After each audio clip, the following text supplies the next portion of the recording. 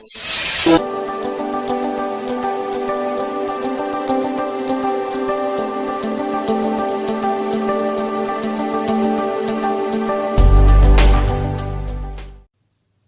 And hello everyone. इस lecture के अंदर अपन नया टॉपिक चालू करने वाले हैं, inverse trigonometric function. Previous lecture में क्या था, एक्सरसाइज 3.2 उसमें का क्वेश्चन नंबर 6 से लेके क्वेश्चन नंबर 12 क्या किए थे अपन ने, सॉल्व किए। आज नए टॉपिक से रिलेटेड अपन बात करने वाले हैं। बोर्ड के ऊपर मैंने लिख के रखा हुआ है इनवर्स ट्रिग्नोमेट्रिक फंक्शन। ओके, तो सबसे पहले अपने को फंक्शन क्या है ये पता करना है। इसके बाद अपने ट्रिग्नोमेट्रिक फंक्शन देखा हुआ है। आज सिर्फ अपन फंक्शन की बात करेंगे पहले। वैसे 11th स्टैंडर्ड में आपने इससे रिलेटेड पढ़ा हुआ है, सेट में सेट एंड फंक्शन, उस टॉपिक के अंदर आपने फंक्शन से रिलेटेड पढ़ा हुआ है। फिर भी थोड़ा अपन यहाँ पे अपन रिवाइज कर लेते हैं। तो आज अपने को टॉपिक देखना है इनवर्स ट्रिग्नोमेट्रिक फंक्शन। तो पहले मैं आपको फंक्शन क्या होता है वो आपको समझा के देता हूं। सो डेफिनेशन ऑफ फंक्शन, पहले फंक्शन की डेफिनेशन अपन समझ लेते हैं। All the elements of domain, all the elements of domain having image in codomain।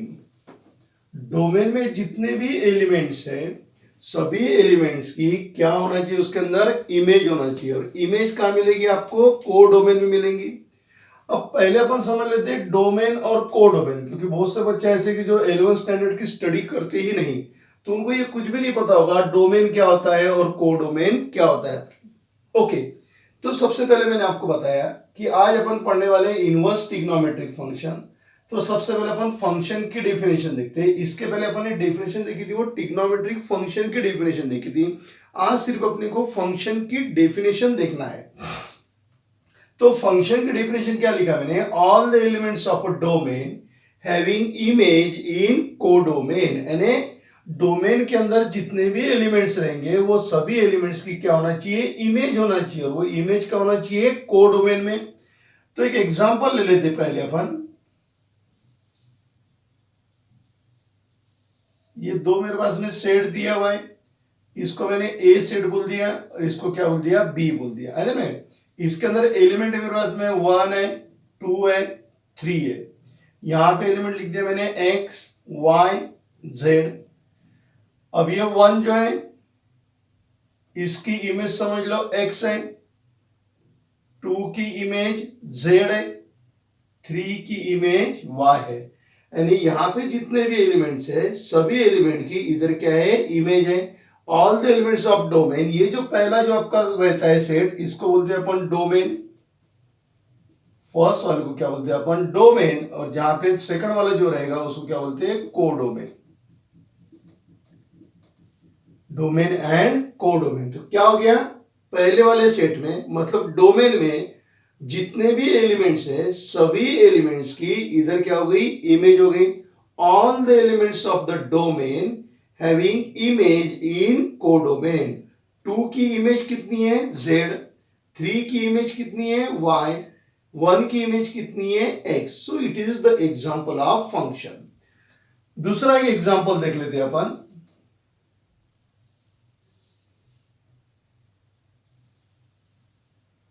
फिर से इसको ए नाम दे दिया, इसको बी नाम दिया, वही कार्यक्रम 1 2 3 एक्स वाई जेड। 1 की इमेज एक्स को कर दिया, 2 की इमेज वाई को दे दिया, 3 की इमेज वाई को दे दिया। This is also the function. ये भी क्या है, फंक्शन है। क्या बोला है डेफिनेशन में, all the elements of the domain. ये डोमेन में जितने भी एलिमेंट्स है इसकी क्या होना चाहिए, इधर इमेज होना चाहिए। 1 की इमेज कितनी है, x। 2 की इमेज कितनी है, y।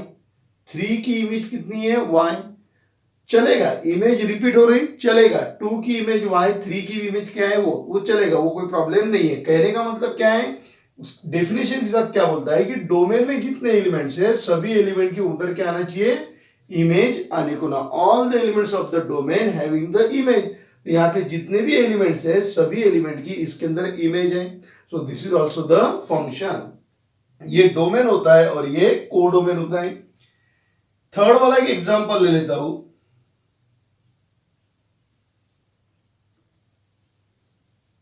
ए नाम दे दिया, बी नाम दिया, 1 2 3 एक्स वाई जेड कर दिया। 1 की इमेज एक्स को दे दिया, 2 की इमेज वाई को दे दिया। Okay, it is not the function, ये फंक्शन नहीं है। ये फंक्शन है, ये भी फंक्शन है, ये नो फंक्शन। क्यों नहीं है फंक्शन? क्योंकि 3 की इधर इमेज नहीं है। 3 की इमेज है कि इधर नहीं है, यहां पे 3 की इमेज नहीं है करके ये आपका फंक्शन नहीं है। This is not the function because 3 having no image in domain, sorry codomain. 3 जो है इसकी इमेज यहां पे है क्या? नहीं है करके ये आपका फंक्शन रहेगा क्या? नहीं रहेगा। आई बात ध्यान में? ओके, एक और चलते हैं अपन। समझ गया ना इतना?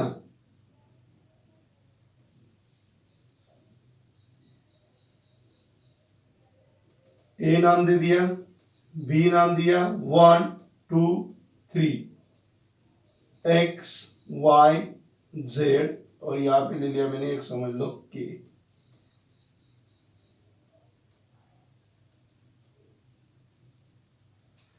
ओके, देखिए फंक्शन है क्या? Yes, it is the function. Function क्या बोलता है आपको? कि यहां पे जो एलिमेंट्स है डोमेन में जो है उनकी क्या होना चाहिए? उधर इमेज होना चाहिए।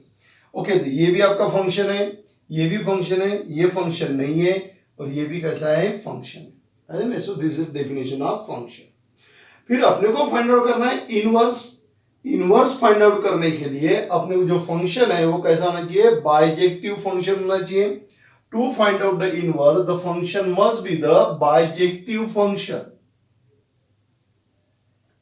फंक्शन कैसा होना चाहिए आपका? बाइजेक्टिव होना चाहिए।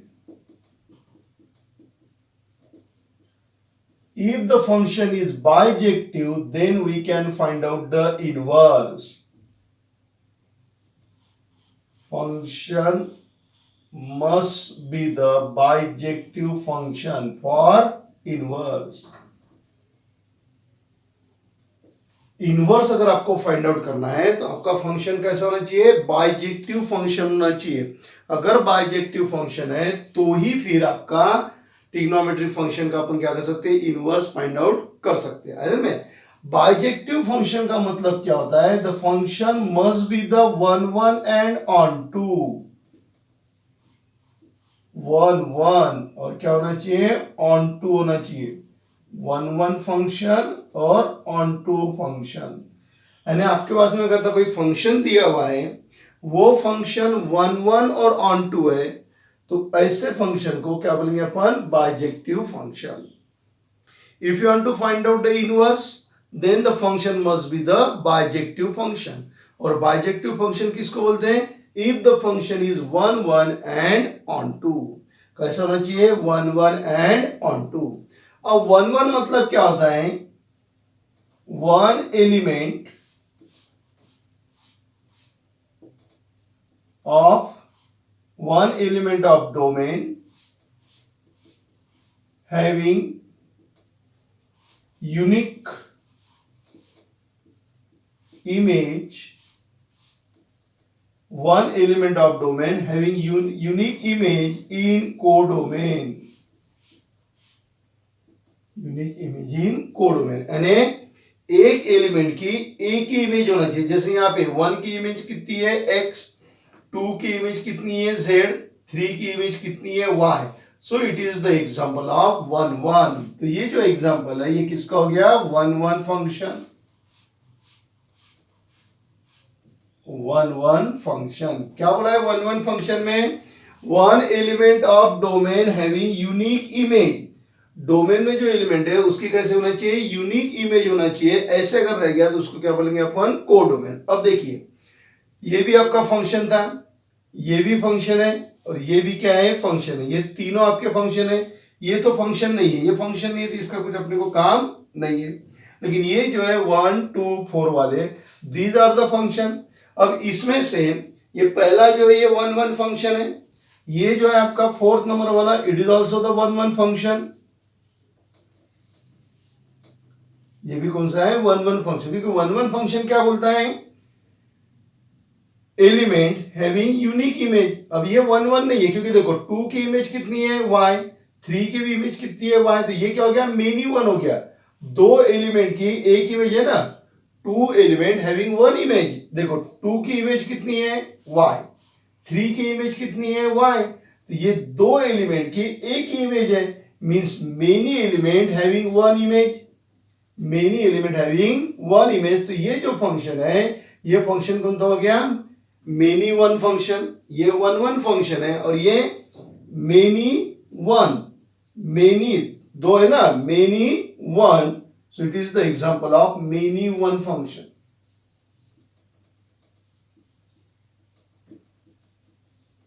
समझ गया many 1 function, more than 1 element having the same image.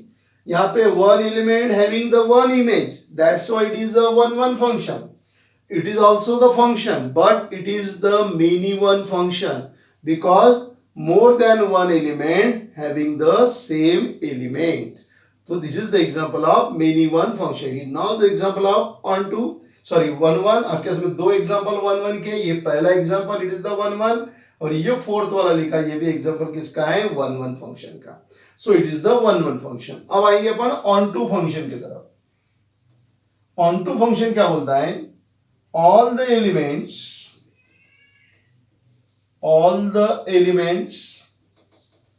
of codomain, all the elements of codomain having pre-image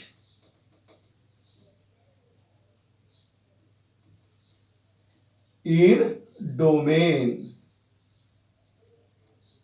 all the elements having pre-image in domain. Okay, codomain में जितने भी एलिमेंट्स हैं, all the elements of the codomain, codomain में जितने भी elements हैं वो सभी एलिमेंट की क्या होना चाहिए प्री इमेज। ए से बी की तरफ बात करेंगे तो इमेज, यहां से इधर बात करेंगे तो क्या हो जाएगा प्री इमेज। दो सेट है मेरे पास में, एक सेट कौन सा है ए और दूसरा कौन सा है बी। ए सेट से जब मैं इसकी बात करता हूं, यानी अगर मेरे पास में ये फंक्शन जो लिखा हुआ है function from A to B ऐसा अगर लिखा हुआ है, जब मैं यहां से इधर बात करूंगा तो मैं बोलूंगा इमेज, और जब यहां से अपन इधर बात करेंगे तो क्या बोलेंगे प्री इमेज। क्या बोलते हैं अपन उसको प्री इमेज। तो उसने क्या बोला है all the elements of the codomain, codomain में जितने भी एलिमेंट्स हैं उन सभी की क्या होना चाहिए प्री इमेज होना चाहिए। जैसे यहां पे देखो कोडोमेन में ये एलिमेंट्स हैं, इन सबकी इमेज है, मतलब इसमें एक भी एलिमेंट खाली नहीं है। कोडोमेन में जितने भी एलिमेंट्स आ गए सभी एलिमेंट की इधर क्या दिया हुआ है प्री इमेज दिया हुआ है। y की प्री इमेज क्या है 3, 3 की इमेज y और y की प्री इमेज 3, z की प्री इमेज 2, x की प्री इमेज 1। ओके, तो ये जो आपको कोडोमेन दिया है, कोडोमेन में जितने भी एलिमेंट्स है वो सभी की प्री इमेज आपको डोमेन में मिलने को होना। ऐसा अगर रह गया तो उस फंक्शन को क्या बोलेंगे अपन ऑनटू फंक्शन बोलेंगे। जैसे भी ये एग्जांपल देखो, यहाँ पे 3 एलिमेंट है, तीनों की प्री इमेज दिया है, this example is also the onto. तो ये जो एग्जांपल है किसका हो गया ऑनटू का भी हो गया, and this function is 1 1 function and onto function. 1 1 भी फंक्शन हो गया और कौन सा फंक्शन हो गया वो ऑनटू भी फंक्शन हो गया है ना। दिस फंक्शन इज 1 1 फंक्शन, क्योंकि डोमेन में जो है उनकी इमेज है कोडोमेन में, और कोडोमेन में जितने एलिमेंट्स हैं उनकी प्री इमेज काय में दिया हुआ है आपको डोमेन में दिया है। तो ये जो एग्जांपल है ये एग्जांपल 1 1 फंक्शन का भी है और ऑनटू फंक्शन का भी है। यहां पे बात कर लेते हैं अपन। अब यहां पे देखो ये एलिमेंट है, ये क्या है मेनी 1। जब मैं ए से बी की तरफ बात करूंगा तो क्या हो गया मेनी 1 है फंक्शन, लेकिन कैसा है मेनी 1 है। चलिए ऑनटू है क्या, देखो z खाली है, z की प्री इमेज है क्या, z की प्री इमेज नहीं है, मतलब z क्या है वैकेंट है, खाली है ना z की कोई भी प्री इमेज नहीं है। सो it is not the example of onto. तो ये फंक्शन आपका ऑनटू रहेगा क्या नहीं, नो ऑन टू, ये सिर्फ आपका मेनी वन फंक्शन रहेगा, ऑन टू फंक्शन रहेगा नहीं। ये कैसा रहेगा, वन वन फंक्शन भी है और ऑन टू फंक्शन भी है। क्यों?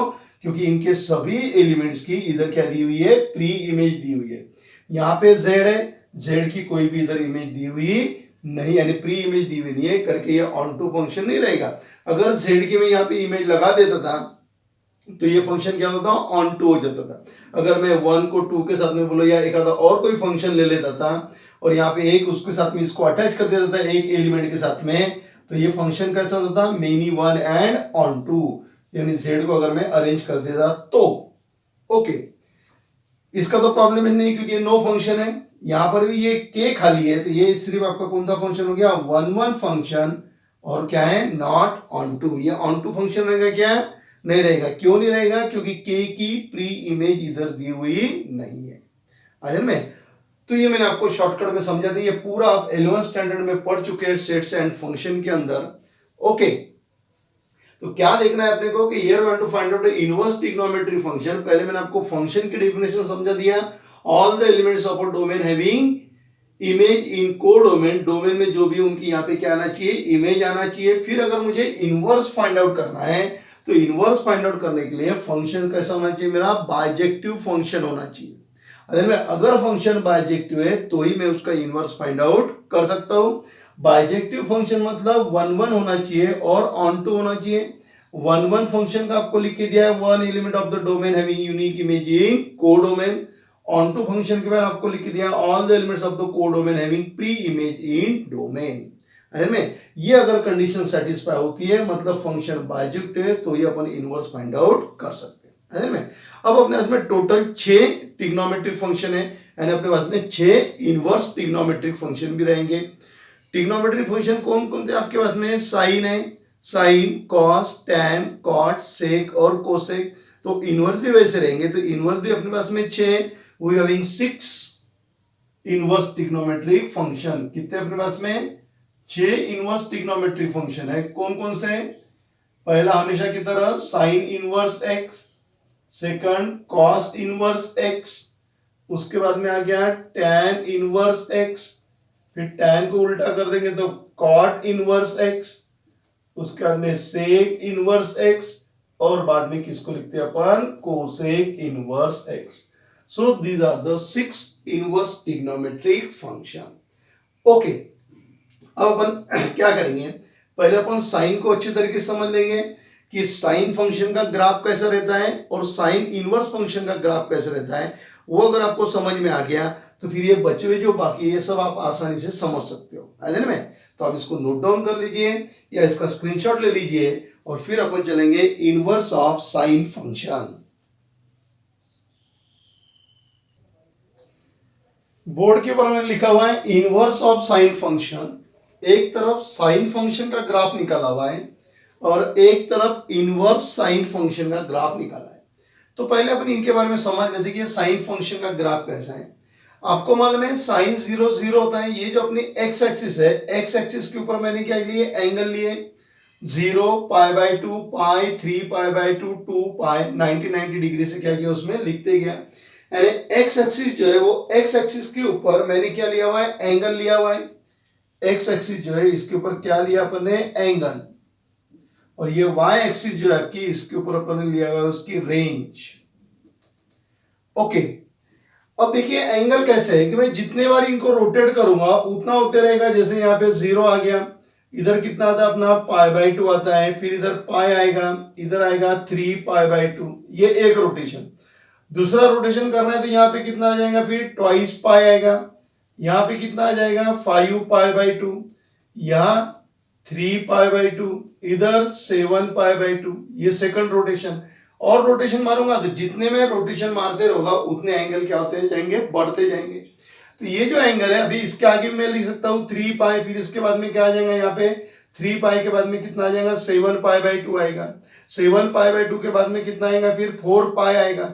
तो इस तरीके से अपन चाहे जितना बार उसको क्या कर सकते हैं, इसको एक्सपांड कर सकते हैं। में आप कितना भी एक्सपांड करो ग्राफ आपका ऐसे ऐसे बनते जाएगा, उधर भी जाएंगे तो भी वैसे ही बनेगा, इधर भी आएंगे तो वैसे ही बनेगा, सिर्फ क्या होते जाएंगे आपके जो एंगल्स है ये एंगल्स क्या होते जाएंगे, बढ़ते जाएंगे। ओके, तो अलोंग द एक्स एक्सिस मैंने एंगल लिया और अलोंग द वाई एक्सिस उसके करस्पॉन्डिंग मैंने क्या लिया, वैल्यू लिया, जिसको अपन क्या बोलेंगे, रेंज बोलते थे। यहाँ पे दो चीज लिखी है मैंने, एक लिखा हुआ है डोमेन और दूसरा लिखा हुआ है रेंज। डोमेन हमेशा अपन अलोंग द एक्स एक्सिस लेते हैं, डोमेन जो है वो हमेशा अपन कहा लेंगे along the x axis, domain is always along the x axis. और एक आता है अपने पास में रेंज, और रेंज हमेशा लेते हैं along the y axis.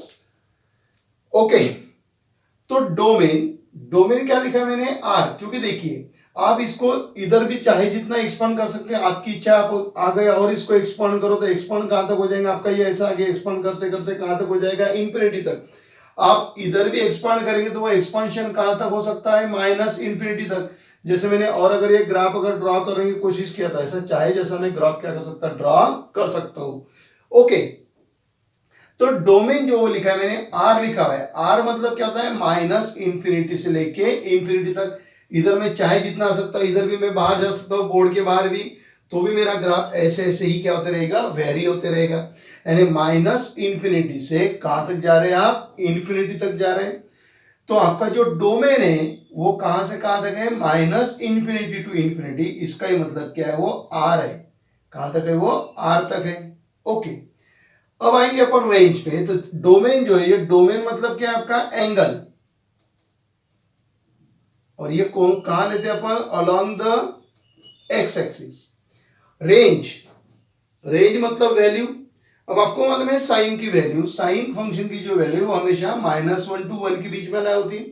The value of the sine function is always lies between -1 to 1। वो 1 से कभी ज्यादा नहीं रहेगी और -1 से कम नहीं रहेगी। साइन फंक्शन का जो ग्राफ है वो साइन फंक्शन का ग्राफ हमेशा 1 और -1 के बीच में ही रहेगा। आपने इधर कितना भी एक्सपांड करोगे आप, तो भी ग्राफ हमेशा आपको किसके बीच में मिलेगा, वो -1 to 1 के बीच में मिलेगा। इसका मतलब 1 से ज्यादा नहीं रहेगा और -1 से कम नहीं रहेगा। यानी उसकी जो रेंज है, मतलब उसकी जो लिमिट है, साइन फंक्शन की वैल्यू मिलने की जो लिमिट है वो कहां से कहां तक है, -1 से लेके 1 तक है। ओके, तो साइन फंक्शन की जो रेंज है, the range of the sine function is -1 to 1। और ये रेंज कैसा लेते हैं अपन, रेंज मतलब क्या हो गया, वैल्यू, रेंज मतलब वैल्यू, और ये लेते हैं अपन अलोंग द वाई एक्सिस। समझ में आ रहा है, क्या समझे आपको, कि ये जो मैं ग्राफ की स्टडी कर रहा हूं, फिलहाल साइन फंक्शन का ग्राफ है उसकी स्टडी कर रहा हूं। मुझे मालूम है कि साइन फंक्शन की वैल्यू 1 और -1 के बीच में रहती, 1 से ज्यादा नहीं आएगी, -1 से कम नहीं आएगी। मतलब उसकी जो रेंज है वो रेंज कहां से कहां तक है, 1 से लेके -1 तक है। तो रेंज लिख दिया -1 to 1। डोमेन, डोमेन मतलब मैं कहां कहां यानी कौन कौन से एंगल पे उसकी वैल्यू फाइंड आउट कर सकता हूं। मैं ये सभी एंगल पे उसकी वैल्यू फाइंड आउट कर सकता हूं। अगर मैं चाहे तो और इसको आगे बढ़ा सकता हूं, यानी मैं यहाँ पे इंफिनिटी तक जा सकता हूं और इधर के डायरेक्शन में -इंफिनिटी तक जा सकता हूं। तो मेरी जो रेंज है, मतलब एंगल लेने की जो रेंज है, वो कहां से कहां तक है, -इंफिनिटी से इंफिनिटी तक। इसका मतलब उसकी रेंज कहां तक है, आर तक है। फिर अब नीचे दिया हुआ है period that is equal to 2 pi, क्योंकि हर 2 पाई के बाद में ग्राफ क्या होता है आपका, रिपीट होते जाता है। ये जो आपका साइन फंक्शन है, साइन फंक्शन का ग्राफ हर 2 पाई के बाद में क्या होता है, रिपीट होते जाता है। देखिए यहां से 0 से लेके 2 पाई तक जो ग्राफ है मेरा, ये इस तरीके से यहां तक आ गया, 0 से लेके 2 पाई तक। देखिए मैं इसको फिर डॉटेड ऐसा कर देता हूं, ये हो गया एक। अब यहां से भी अगर मैं शुरुआत करूंगा 2 पाई के आगे, 2 पाई के आगे देखो मेरा ग्राफ फिर से चालू हुआ, बराबर है। यानी इसको कट करके अगर मैं इसके ऊपर लगा दूं तो ऐसा ही दिखेगा, दिखेगा ना। तो हर 2 पाई के बाद में साइन फंक्शन की वैल्यू क्या होती जाती है, रिपीट होते जाती है। अरे मैं देखिए यहाँ पे 2 पाई लिखा हुआ है, देखो 0 से लेके 2 पाई तक। फिर वापस ग्राफ कहां से चालू हुआ, यहां से ऐसा ही चालू हुआ, फिर इसके आगे जाएंगे तो और ऐसे जाएंगे। यानी ये आपका 2 पाई वाला, ये यहां तक 2 पाई, आगे भी क्या आएगा 2 पाई। तो हर 2 पाई के बाद में साइन फंक्शन का ग्राफ क्या होता है, रिपीट हो जाता है। इसलिए साइन फंक्शन का जो पीरियड है वो कितना है, 2 पाई। कॉस का भी पीरियड कितना रहेगा, 2 पाई रहेगा। tan का पाई रहेगा, क्योंकि पाई के इंटरवल के बाद में वो रिपीट करता है tan और cot। ये कब रिपीट करता है, आफ्टर 2 पाई। ओके, तो इतना समझ गए इसमें। फंक्शन, डोमेन, रेंज और उसका पीरियड। ओके, अब अपने को मालूम है कि इनवर्स अगर फाइंड आउट करना है तो इनवर्स फाइंड आउट करने के लिए फंक्शन कैसा होना, बाइजेक्टिव होना और बाइजेक्टिव फंक्शन होना। बाइजेक्टिव फंक्शन बोले तो 1 1 और ऑन टू। अब देखिए यहाँ पे ये जो मेरा साइन फंक्शन है, ये साइन फंक्शन 1 1 नहीं है। मैंने आपको जब भी बताया था कि if you want to find out the inverse, inverse find out करने के लिए आपको क्या होना, बाइजेक्टिव, क्या होना चाहिए, बाइजेक्टिव होना चाहिए। और बाइजेक्टिव बोले तो क्या हो गया था, 1 1 एंड ऑन टू। ये जो साइन फंक्शन है, ये साइन फंक्शन 1 1 नहीं है। Sign function is not 1 1। Sine function 1 1 नहीं है। साइन फंक्शन 1 1 नहीं है। अपन ने बोला कि इनवर्स फाइंड आउट करने के लिए 1 1 और ऑन टू होना। यहां पे मैं आपको साइन इनवर्स निकाल के भी दे रहा हूं, तो देखिए कितना कॉन्ट्रडिक्शन हो रहा। कहने का मतलब क्या है कि मैंने आपको बोला कि साइन फंक्शन 1 1 नहीं है, फिर 1 1 नहीं है तो इसका मतलब वो बाइजेक्टिव नहीं है।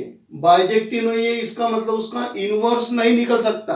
और इधर मैं आपको इनवर्स भी निकाल के दे रहा हूं। आप बोलोगे सर ये कैसा है? आप बोल रहे हैं कि इनवर्स फाइंड आउट करने के लिए बाइजेक्टिव होना जरूरी है, उसके लिए 1 1 ऑन टू होना जरूरी है। फिर अगर ये 1 1 ऑन टू नहीं तो इसका इनवर्स निकल कैसे रहा? ये सबसे बड़ा सवाल आता है कि नहीं अपने मन में, कि if the given function is not 1 1 then how it is possible to find out the inverse of that function? तो वो इनवर्स फाइंड आउट करने के लिए क्या करना पड़ता, मैं अभी आपको समझाता हूं। ये इतना समझ में आ रहा है आपको? अब अपने प्रॉब्लम क्या राइज हो गया कि अगर ये साइन फंक्शन 1 1 नहीं है तो इसका इनवर्स कैसे फाइंड आउट हो गया? क्योंकि by the definition this function not the bijective, that's why we cannot find out their inverse. Okay, तो पहले अपन ये देख लेते हैं कि ये फंक्शन 1 1 क्यों नहीं है। आइए में तो इसको मैं सेट के फॉर्म में लिख के देता हूं आपको ग्राफिकल में, तो जल्दी समझ में आएगा। ओके, यहां पर मेरा इसमें दो वैल्यू है, एक वैल्यू है -1 0 1। यहां पे एंगल ले लेता हूं, 0 लिया, π/2 लिया, पाई, 3 π/2, 2 पाई, बस इतनी वैल्यू ठीक है। ओके, अब देखो 0 पे कितनी वैल्यू, 0, ये 0 की वैल्यू 0 कर दिया। π/2 पे वैल्यू कितनी है, 1, तो ये π/2 की वैल्यू 1 कर दिया। पाई पे वैल्यू कितनी है, 0, ये वापस 0 कर दिया। 3 π/2 पे कितनी है, -1, ये -1 है ना, तो 3 π/2 पे वैल्यू कितनी है, -1, तो ये 3 π/2 पे -1 कर दिया। 2 पाई पे वैल्यू कितनी है, 0, ये वैल्यू 0 कर दिया। अब देखिए 1 1 है क्या, देखिए ना 1 1 है क्या, क्यों नहीं है 1 1? क्योंकि देखो 0 पाई 2 पाई, 0 पाई 2 पाई, इनकी इमेज 0 है। इसको अगर मैं और इस तरीके से थोड़ा सा अलग इसमें लिख के देता हूं तो क्लियर देन में आ जाएगा, 0 पाई 2 पाई, और यहाँ पे देखो साइन 0 0, साइन पाई 0, साइन 2 पाई 0, मेनी 1, मेनी 1, अपने को क्या होना 1 1, क्या होना 1 1, ये 1 1 है क्या, नहीं है। Many elements having the same image, तो it is the example of many 1, तो ये मेनी 1 होने की वजह से 1 1 नहीं है, और 1 1 नहीं है करके इसका इनवर्स फाइंड आउट नहीं होता। आई बात ध्यान में, why this sine function is not the 1 1 function? Because many angle having the same value, many angles having the same value, that's why this sine function is not 1 1. अब sine function 1 1 नहीं है, क्यों? क्योंकि एक ही एंगल यानी एक ही value काफी सारे एंगल पे अपने को मिल सकती है। जैसे 1 की बात करेंगे तो π/2 पे मिल गया, 5 π/2 पे मिलेगा, आगे और जाएगा तो वहां पर मुझे क्या मिलेगा, उसकी वैल्यू कितनी मिल जाएगी, मुझे 1 मिलेगी। -1 देखना है तो देखो 3 π/2 पे -1 है, इधर आप जब जाओगे 7 π/2, यहाँ पर भी आपको -1 मिलेगा, यहाँ पर भी वैल्यू -1 है, यहाँ पर भी वैल्यू क्या है, -1 है। यानी आपको एक ही वैल्यू अलग अलग एंगल पे मिल सकती, इसीलिए वो फंक्शन 1 1 नहीं है। ओके, फिर अब ये प्रॉब्लम कैसे सॉल्व होगा, तो यहाँ पे अपने लाइन ड्रॉ करता हूं, आप इसको देखिए, इतना समझ गया आपको। ओके, नोट्स बनाते वक्त बराबर ध्यान में रखिए, स्टेप बाय स्टेप नोट बनाते रहिए आप इसकी, तो आपको समझ में आएगा।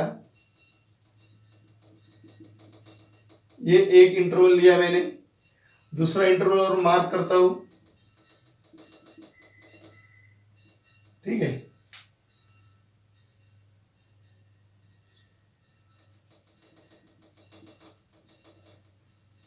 इधर भी उसी तरीके से मार्क कर सकते हैं अपन।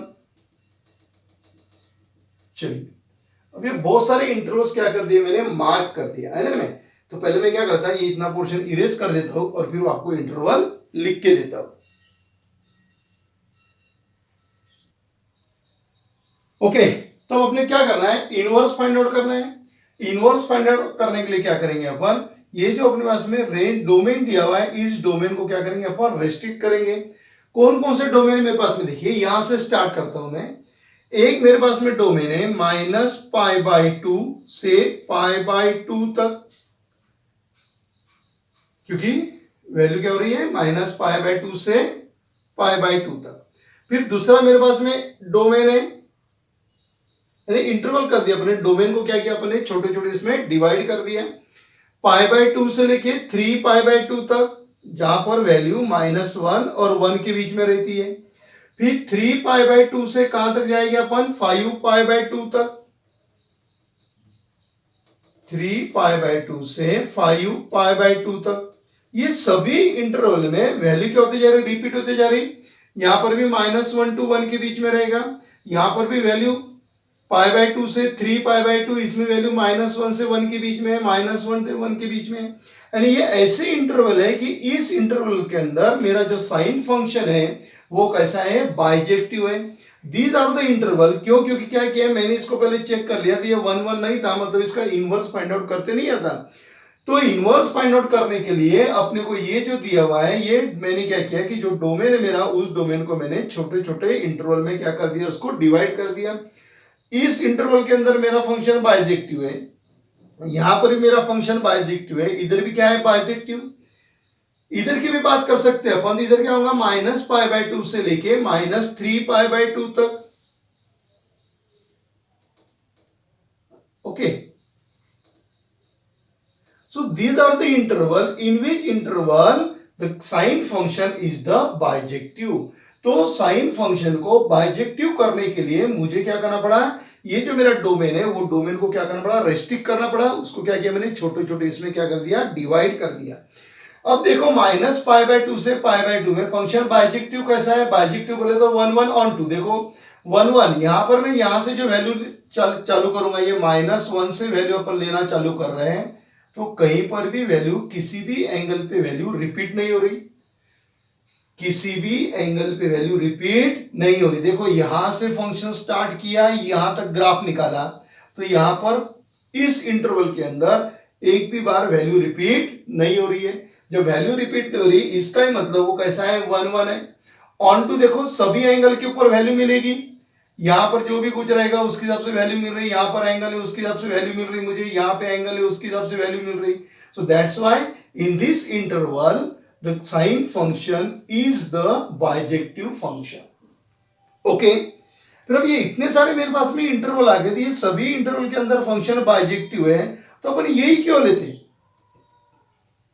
-π/2 से यही क्यों लेते, ये क्यों नहीं लेते, ये भी ले सकते हैं, क्योंकि यहां पर भी फंक्शन बाइजेक्टिव है, यहां पर भी फंक्शन बाइजेक्टिव है, यहां पर भी फंक्शन बाइजेक्टिव है। ये आपको समझ गया मैं क्या बता रहा हूं, फिर से समझाने की कोशिश करता हूं कि ओरिजिनल जो साइन फंक्शन है, ये साइन फंक्शन का जो मैंने ग्राफ निकाला, तो साइन फंक्शन 1 1 नहीं है, 1 1 नहीं है, इसका मतलब वो फंक्शन बाइजेक्टिव नहीं है, और बाइजेक्टिव नहीं है तो उसका इनवर्स निकालना पॉसिबल नहीं है।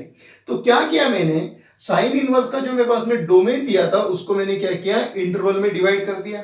ऐसे इंटरवल में डिवाइड किया कि जहां पे वैल्यू रिपीट होने को नहीं होना। जैसे इस इंटरवल में वैल्यू रिपीट नहीं हो रही, यहां पर भी वैल्यू रिपीट नहीं हो रही, इधर भी वैल्यू रिपीट नहीं हो रही, वैल्यू भी रिपीट नहीं हो रही, और हर एंगल पे आपको कुछ ना कुछ वैल्यू मिल रही।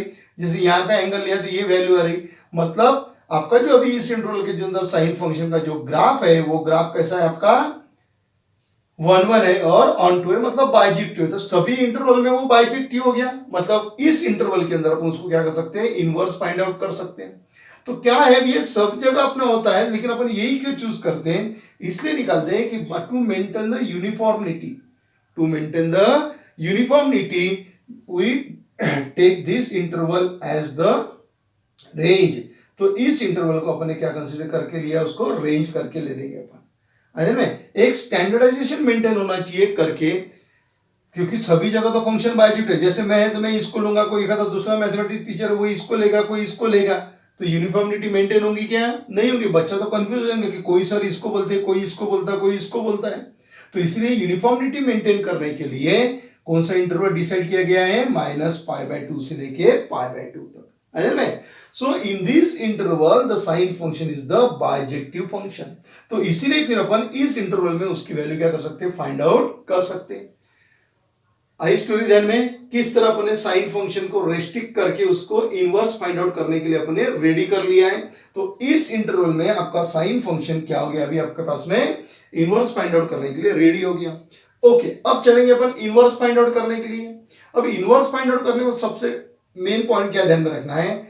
जो एक्स एक्सिस के करस्पॉन्डिंग वैल्यू थी, एक्स एक्सिस पे क्या था आपका एंगल, वो कहां चले गया? वाई एक्सिस पे। वाई एक्सिस के करस्पॉन्डिंग क्या थी वैल्यू, वो कहां चलेगी? एक्स एक्सिस पे। यानी if you want to find out the inverse, then the angle along the x axis is along the y axis, और वाई एक्सिस के करस्पॉन्डिंग जो वैल्यू थी वो कहां थी? Along the x axis.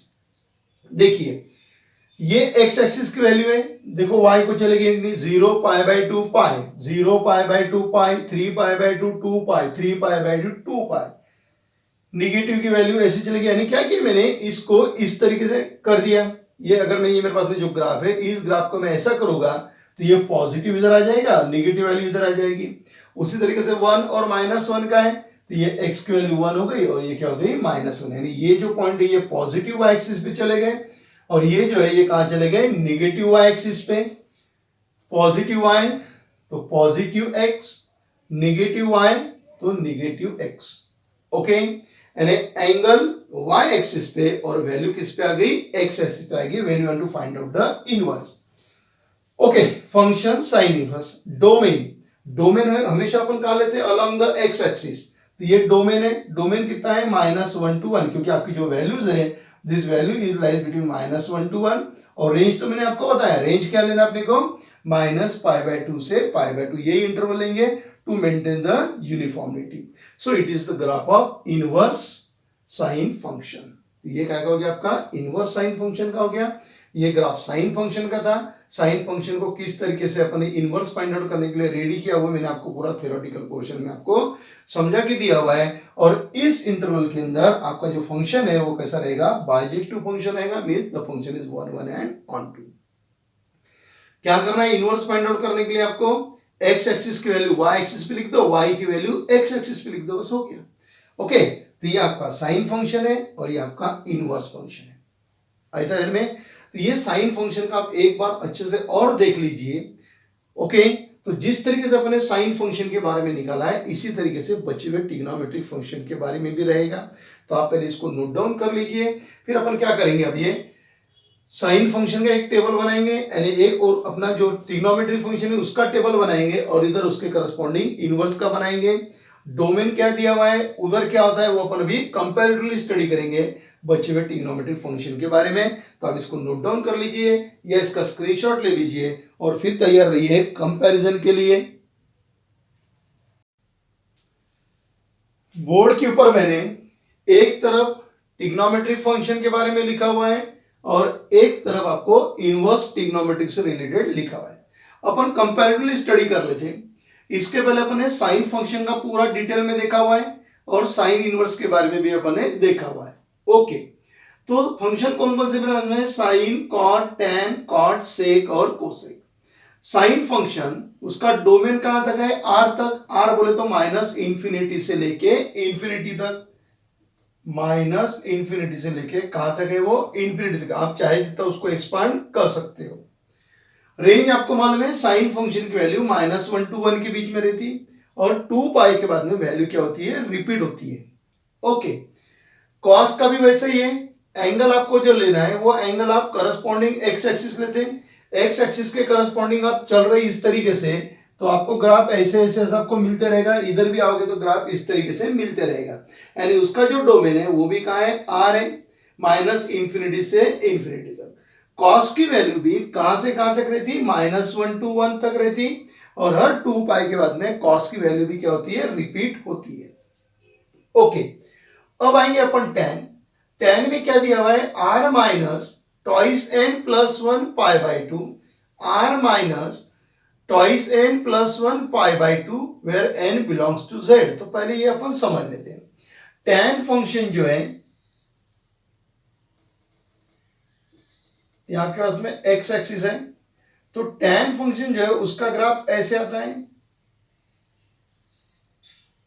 tan function का ग्राफ इस तरीके से आता है, ये माइनस पाई बाई 2 और ये आपका पाई बाई 2।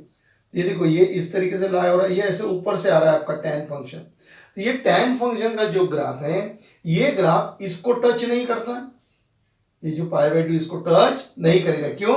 क्योंकि इनको अगर टच कर दिया तो tan पाई बाई 2 क्या होता है? इन्फिनिटी होता है। कितना हो जाएगा? tan पाई बाई 2 क्या होता है आपका? इन्फिनिटी, क्योंकि tan 90 क्या होता है? इन्फिनिटी।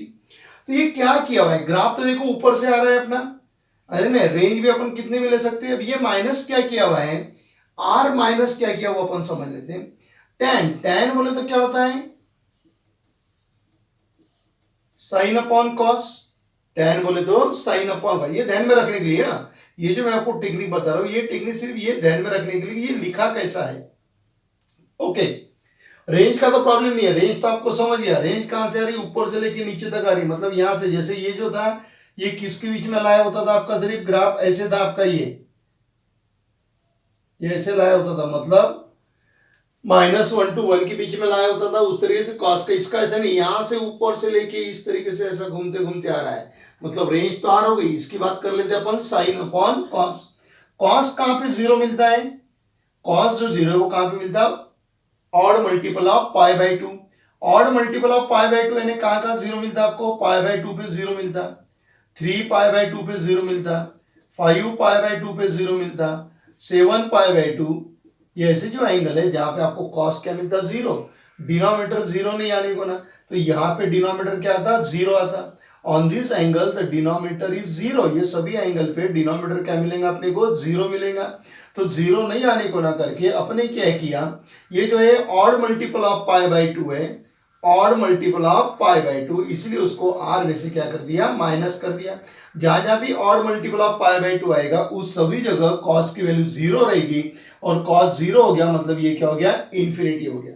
तो इसीलिए मैंने क्या किया? आर। अब इंटरवल तो अपन कहीं से भी ले सकते हैं, आपने देखा हुआ है कि आपका जो रेस्ट्रिक्शन है वो क्या किया अपन? उसको डिवाइड कर दिया था नंबर ऑफ इंटरवल्स में। तो आप कोई भी इंटरवल लो, आप कोई भी इंटरवल लो, लेकिन वो इंटरवल के अंदर उसमें से ये क्या करना पड़ेगा अपने को? सब्ट्रैक्ट करना पड़ेगा। क्यों? क्योंकि odd multiple of pi by 2 पे कॉस क्या होता है? जीरो होता है, और कॉस अगर जीरो हो गया तो tan क्या हो जाएगा? इन्फिनिटी हो जाएगा। इसीलिए जहां पे कॉस जीरो होता वो उसमें से क्या किया? माइनस किया है। कॉस कहां पे जीरो था? Odd multiple of pi by 2, so twice n plus 1 pi by 2, इसलिए क्या किया? उसमें से माइनस किया। रेंज, रेंज मतलब value along the y axis. देखो ग्राफ आपका कहां से आ रहा है? ऊपर से लेके इधर आ रहा है, मतलब उसकी जो रेंज है वो क्या है? r। इसकी रेंज क्या थी? -1 से लेके 1 तक, क्योंकि इसकी रेंज लिमिटेड है। इसकी रेंज यहां से ऐसे आ रहा है, तो r में से वो माइनस करके रेंज हो गया, और हर पाई के बाद में आपका इंटरवल क्या होता है? रिपीट होते जाती है। ये जो ग्राफ मिला ऐसा ही इधर मिलेगा, ऐसा ही इधर मिलते जाएगा। कॉट की भी बात करेंगे। कॉट यानी क्या होता है? Cos upon sine. Sine zero कहां पे होता है? साइन जीरो, फिर पाई पे होता, 2 पाई पे होता, 3 पाई पे होता, ऐसे पाई पे वो क्या रहता है? जीरो रहता है। अरे में तो साइन जीरो नहीं होने को ना, denominator not equal to zero. Denominator zero कहां पे होता है? यहाँ पे, यानी एन पाई। इसको अगर मैं जनरलाइजेशन करूंगा तो इसको क्या हो जाएगा? एन पाई। तो जहां जहां पे साइन जीरो हो सकता है वो अपने को क्या करना पड़ेगा? माइनस करना पड़ेगा। कहां से? आर में से अपन क्या करेंगे? माइनस। क्योंकि ये जैसा इंटरवल है ऐसे ही दूसरा इंटरवल, सभी इंटरवल है, उस इंटरवल के अंदर एन पाई आएगा, यानी कभी पाई आएगा, ये इंटरवल लेंगे तो पाई आएगा, 2 पाई आएगा, 3 पाई आएगा, तो उस पे आपको साइन की वैल्यू क्या मिलेगी? जीरो मिलेगी। और साइन जीरो हो गया तो ये इन्फिनिटी हो गया। तो ये इन्फिनिटी नहीं होने को ना करके डिनोमिनेटर क्या होना? Not equal to zero. और डिनोमिनेटर मतलब कौन है? साइन। साइन जीरो कहां पे रहता है? एन पाई पे, इसलिए उसमें से एन पाई क्या कर दिया अपने? माइनस कर दिया। tan का ग्राफ ऐसे आता है, कॉट का ग्राफ ऐसे आता है। ये कॉट का ग्राफ इस तरीके से आता है। आया दोनों ध्यान में? इंटरवल में से अपन कोई भी ले सकते हैं आर, जैसे यहां से आर लिखा ना, आर बोले तो अपन ये इंटरवल ऐसे छोटे छोटे इंटरवल में से कोई भी इंटरवल अपन ले सकते हैं। तो उसी तरीके से यहां से भी ले सकते हैं अपन, tan के लिए भी यहां से कहीं से भी लेंगे, लेकिन ये बात ध्यान में रखना कि उस इंटरवल के अंदर odd multiple of pi by 2 आने को नहीं होना, इसलिए आर में से उसको क्या कर दिया माइनस। यहां पर वही कि ऐसे इंटरवल में से कोई भी इंटरवल ले सकता मैं, उस इंटरवल में मुझे एन पाई मिलेगा, यानी पाई मिलेगा, 2 पाई मिलेगा, 3 पाई मिलेगा, वो मुझे होना नहीं, इसलिए मैंने उसको क्या कर दिया माइनस कर दिया। समझ गया? फिर आर माइनस। ओके, फिर सेक का ग्राफ देख लेते हैं अपन। सेक का आपने क्या लिखा है, डोमेन क्या लिखा है आर माइनस। अब सेक बोले तो क्या होता है 1 अपॉन कॉस। कॉस मुझे जीरो नहीं होना, कॉस जीरो कहां पे होता है odd multiple of pi by 2, इसीलिए आर में से उसको माइनस कर दिया। सेक बोले तो क्या होता है 1 अपॉन साइन, कोसेक बोले तो 1 अपॉन साइन। साइन कहां पे जीरो रहता है, एन पाई पे जीरो रहता है, इनका प्रॉब्लम नहीं है, आएंगे अपन इधर। ओके, अब ये जो सेक का जो ग्राफ है, सेक का ग्राफ आपको मालूम है इस तरीके से रहता है, ये यहां पर रेंज है आपके पास में, ये है -1 और ये 1, तो सेक जो है वो यहां से आके इधर से टर्न हो जाता है, ये भी इधर से आके ऐसा टर्न हो जाता है, ये ऐसे टर्न हो जाता है, यानी सेक की जो वैल्यू है वो यहां से कितनी भी ऊपर से आएगी, ऐसे आएगी, मतलब आर से आएगी, लेकिन इसके बीच में रहेंगी नहीं, -1 और 1 के बीच में यहां पर सेक की वैल्यू रहती नहीं, करके वो रेंज में से क्या हो गया माइनस हो गया, -1 to 1 और -1 to 1 क्या हो जाएगा माइनस हो जाएगा, और ये भी 2 पाई के बाद में क्या होता रिपीट होता है ना। एकदम सिंपल तरीका है, साइन का आपको समझना है। tan में क्या करना है, ये जीरो नहीं आने को ना, मतलब ये जहां पे जीरो आता है उसको माइनस कर दो, साइन में भी माइनस कर दो, यहां पर भी क्या कर दो माइनस कर दो। इसकी रेंज अपने को मालूम है -1 to 1, यहां से ये जो tan और cot का ये इस तरीके से आता है, तो ओवरऑल आर आ रहा है उसका रीजन, रेंज जो उसकी क्या है आर, और यहां से क्या है ये यहां से टर्न हो जाता है, ये ऊपर से तो आता है आर से आता है, लेकिन यहां से टर्न हो जाता है, इसके बीच में वैल्यू लाई नहीं होती है इधर में, तो इसीलिए वो उसमें से क्या कर दिया मैंने माइनस कर दिया, -1 और 1। अब उधर जाएंगे, अब इनवर्स में क्या होता है ये आपको समझ गया। अब इनवर्स की तरफ आते हैं। इनवर्स में क्या है, ये जो आपके हाथ में रेंज लिखी हुई है, ये जो रेंज लिखी हुई है, ये रेंज इसके लिए किसका काम करेगा, डोमेन का काम करेगा। इनवर्स फाइंड आउट करने के लिए आपका जो ये रेंज है, रेंज कहां जाएगा डोमेन में, क्योंकि आपको मैंने पहले बताया इनवर्स जब अपन निकालते हैं तो x एक्सिस की वैल्यू y पे जाती है और y की वैल्यू x पे जाती है। इसका ही मतलब रेंज जो है वो कहां जाएगा डोमेन में जाएगा, और डोमेन कहां जाएगा रेंज में जाएगा। फाइंड आउट द इनवर्स, ये जो लिखा मैंने ये किसके लिए लिखा, इनवर्स के लिए।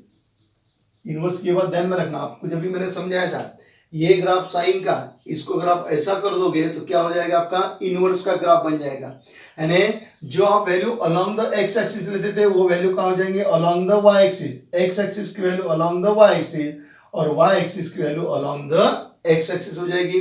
तो ये जो डोमेन है, ये डोमेन कहां लेते हैं अपन अलोंग द एक्स एक्सिस, और ये रेंज कहां लेते हैं अपन अलोंग द वाई एक्सिस।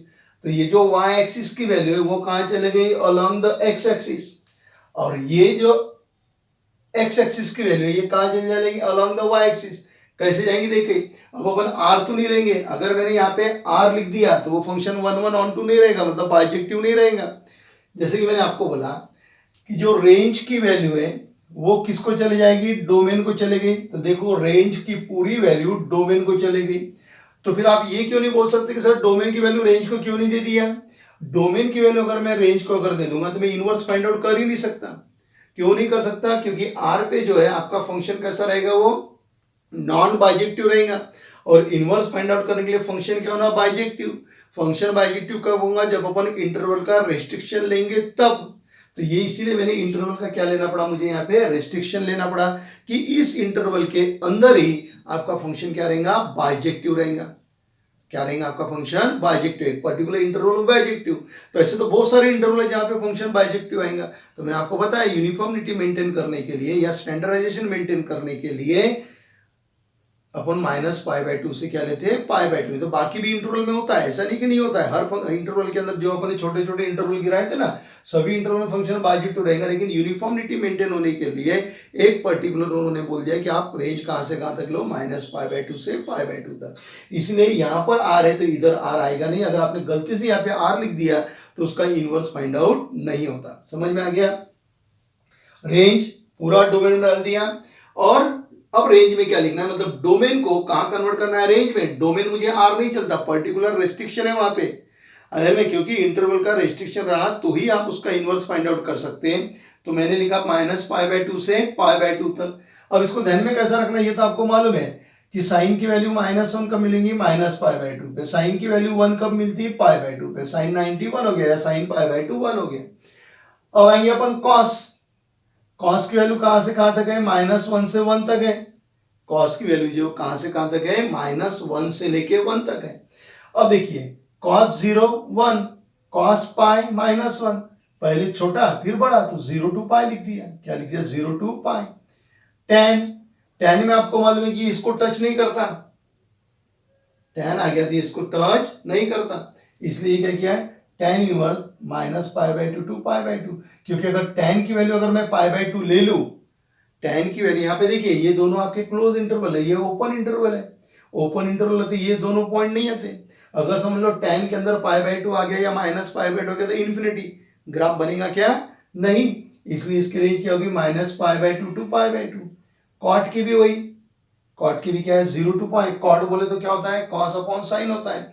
अगर समझ लो मैं यहाँ पे ले लूँ तो वैल्यू क्या हो जाएगी आपकी, इन्फिनिटी। इसलिए ये भी उड़ा दिया, यानी 0 to पाई भी उसके अंदर दिया हुआ नहीं है इधर में। क्योंकि देखो ना कॉस अपॉन साइन, साइन की वैल्यू 0, साइन की वैल्यू 0 कहाँ मिलती है, 0 पे मिलती है, पाई पे मिलती है। अगर मैंने यहाँ पे इसको क्लोज अगर कर दिया, इसको अगर मैं क्लोज कर दूं, इसको क्लोज किया तो कॉट की यानी जो आपका एंगल है वो 0 भी ले सकते हैं।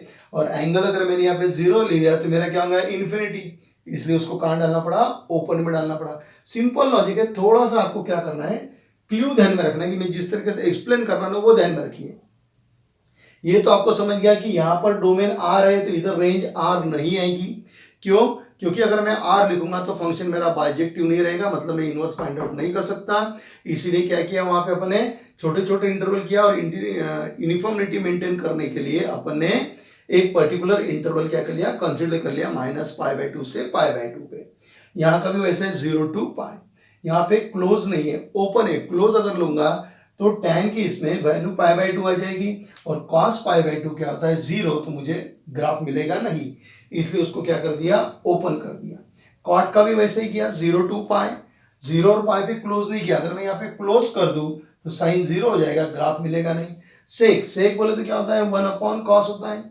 क्या है उसकी रेंज, 0 से लेके, सॉरी सेक इनवर्स में 1/cos है। रेंज क्या अपने पास में -π/2 से π/2 दिया है। अब -π/2 से π/2 के बीच में 0 आता है और अगर cos 0 हो गया तो वैल्यू कितनी हो जाएंगी, 0। इसलिए मुझे 0 क्या करना पड़ा, माइनस करना पड़ा। कोसेक इनवर्स की रेंज अपने पास में ये दिया है, 0 to पाई दिया हुआ है और 0 to पाई में क्या था, π/2 और cos π/2 क्या हो सकता है, 0। cos π/2 क्या होता है, 0 होता है। इसीलिए उसमें से मुझे क्या करना पड़ा, π/2 माइनस करना पड़ा, है ना। तो इस टेक्निक से अगर आप इसको ध्यान में रखोगे तो आपको कोई परेशानी जाएगी नहीं। ओके, और बाकी की ग्राफ आपके टेक्स्ट बुक में दी हुई है, आप इसको अच्छे से नोट डाउन कर लो। ये जो मैंने आपको टेक्निक बताया कि ये क्यों माइनस किए हुए हैं, इसमें ओपन क्यों है, क्लोज क्यों है, ये भी मैंने आपको एक्सप्लेन करके दिया हुआ है। तो आप इसको नोट डाउन कर लो या इसका स्क्रीनशॉट ले लीजिए। फिर अपन इसमें की कुछ प्रॉपर्टीज दिए वो अपन स्टडी करेंगे।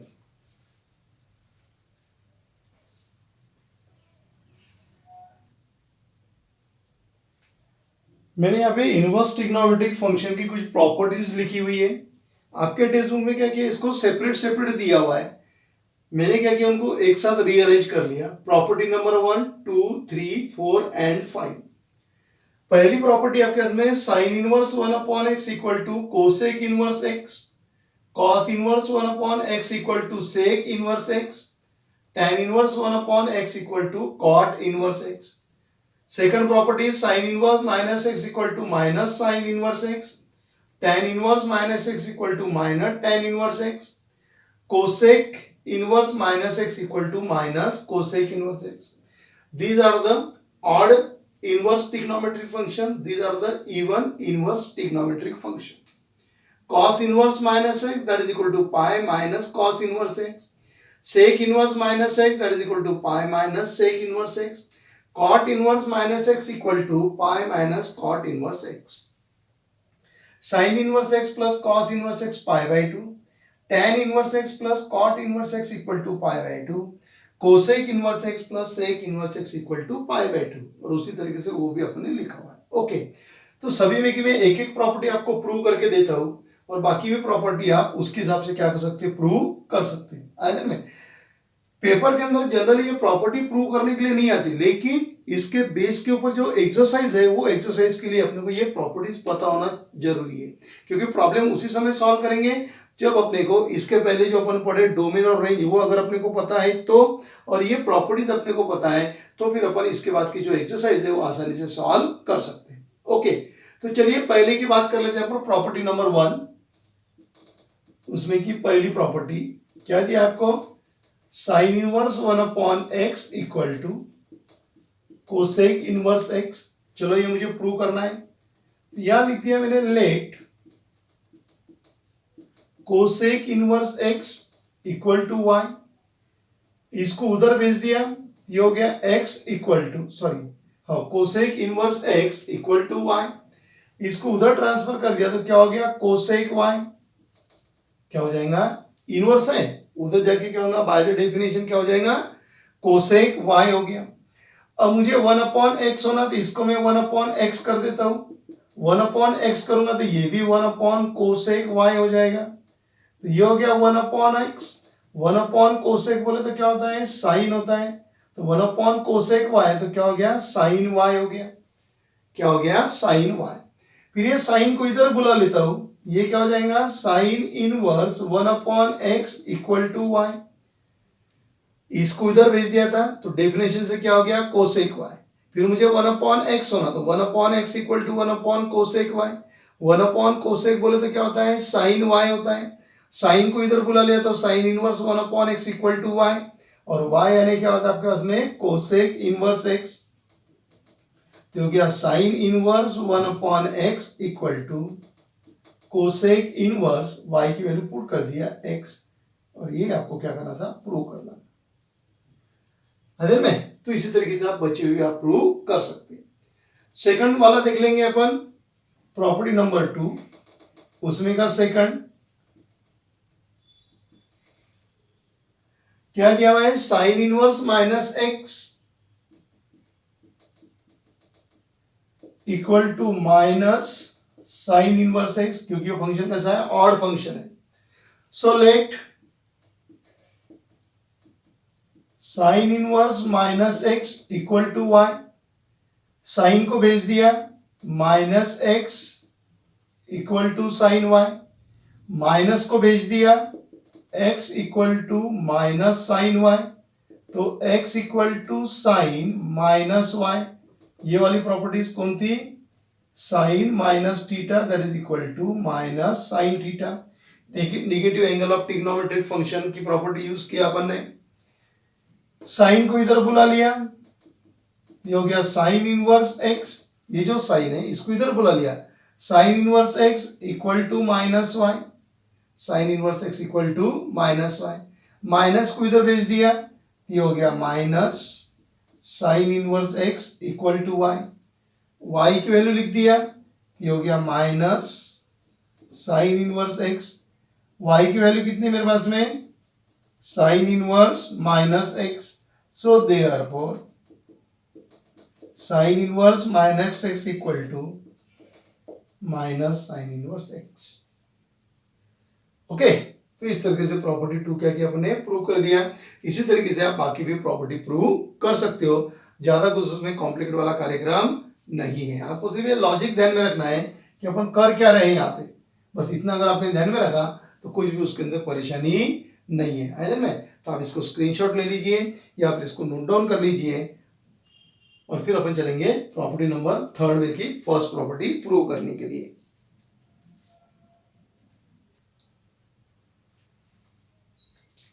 थर्ड में की पहली प्रॉपर्टी, प्रॉपर्टी थर्ड, उसमें की first, cos inverse minus x equal to pi minus cos inverse x.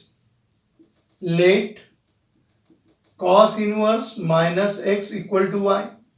Cos को भेज दो उधर, तो minus x equal to cos Y.